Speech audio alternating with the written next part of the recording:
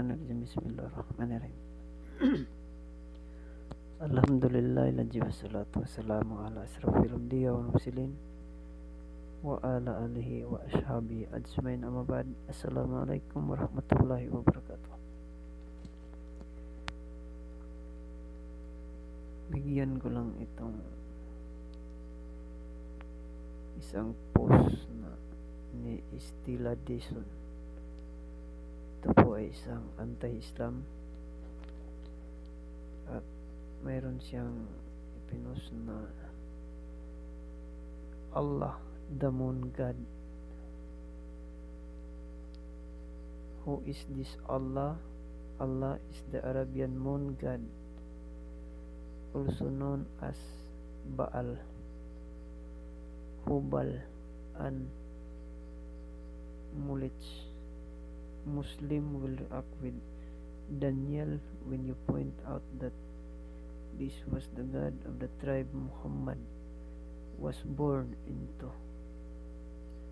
Children were sacrificed to this diamond idol. That is why the idol has its hand in this position with a fire beneath. Ito pala ang Allah daw po ay moon god. Ito daw ay Diyos ng mga pagano noon na sumasamba sa buwan.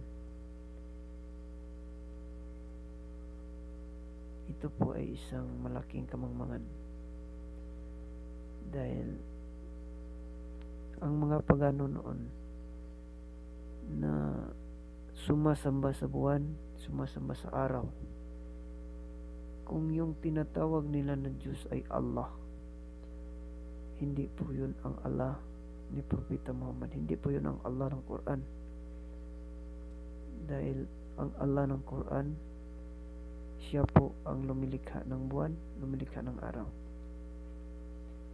Kaya itong si Stila Dison ay ito po ay para sa inyo na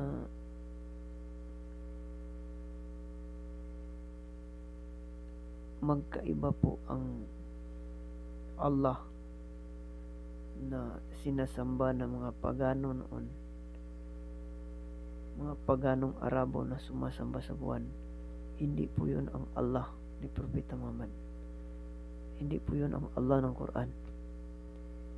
Dahil ito po ang Allah ng Quran, chapter 41 verse 37 sa Banal na Quran.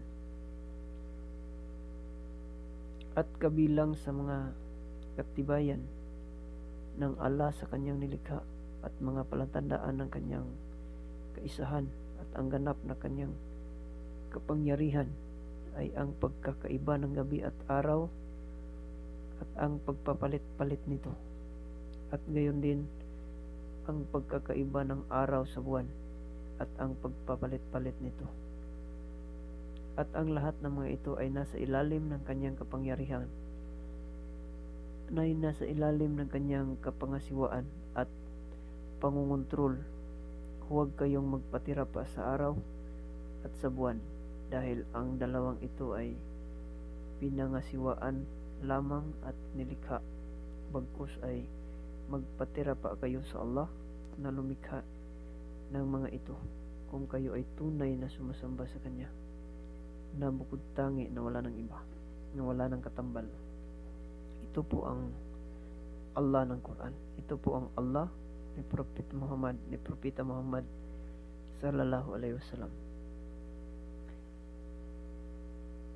At hindi po matatawag na Muslim kung ikaw ay sumasamba sa nilikha lamang ng Allah.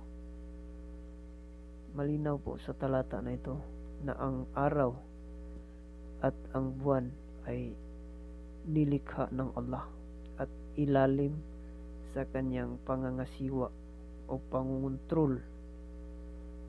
Kaya kung may mga tao man na sumasamba sa araw, sumasamba sa buwan, at tinatawag nila itong Allah, hindi po yan ang Allah ng Quran.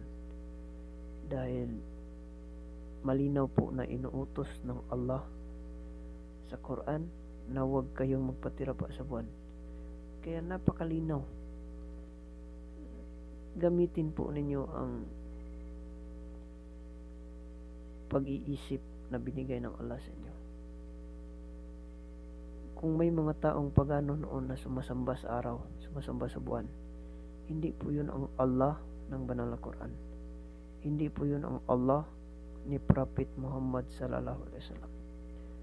Dahil ang Allah ng Quran ay higit na ipinagbabawal ang pagsamba sa kanyang nilikha, lalo na sa pagsamba sa buwan.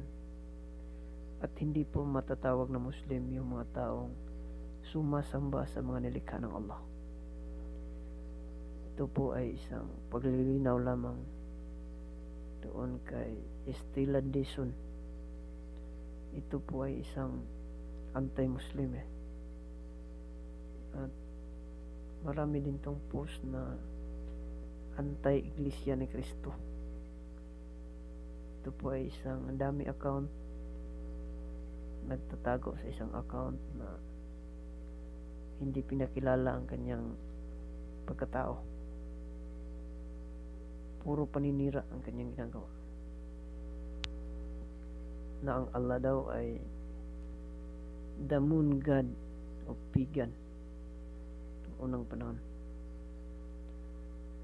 Ito po ay kamangmangan. At kung sino po kayo, Estela Dizon, sana po ay magabayan kayo ng Allah at makita ninyo ang tunay na landas, tunay na reliyon, at ang tunay na dapat sambahin. Walang iba kundi ang Allah na lumikha sa araw at gabi, lumikha sa araw at buwan, ang lumikha ng lahat ng bagay makikita at hindi makikita. Syukran. Assalamualaikum warahmatullahi ta'ala wabarakatuh.